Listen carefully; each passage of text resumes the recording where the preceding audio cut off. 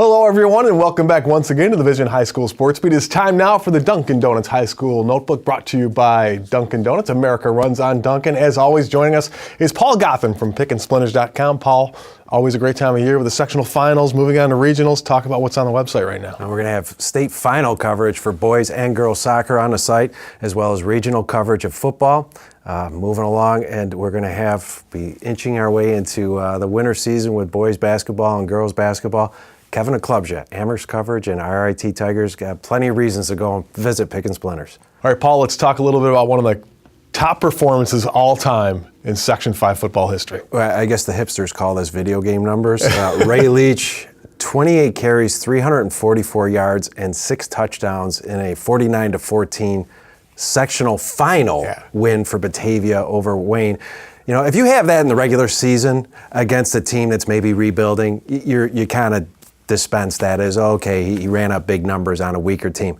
In a sectional final, those sort of numbers, I think we'd be hard-pressed to find a parallel to that in our history of Section 5 football, because that was a tremendous night by Ray Leach. Those are the kind of numbers that you get when you get like an Alabama playing some D1 AA school or something like that. But that's just an amazing performance for him. And the funny thing about it is I'm in Buffalo covering regional boys soccer, and every time I went to my phone to give an update of the game, there seemed like there was something about Ray Leach, and I couldn't comprehend it at the time. And then I put it all together at the end of the night. It's pretty impressive. Well, talking about soccer, let's talk about the Brighton Boys. You mentioned them earlier in the year, that this was a team that was getting healthy, peaking at the right time, and they are pretty much owning up to that, aren't they? The old saying, the whole is greater than the sum of the parts. Think about this. Their leading scorer is Sam O'Connor.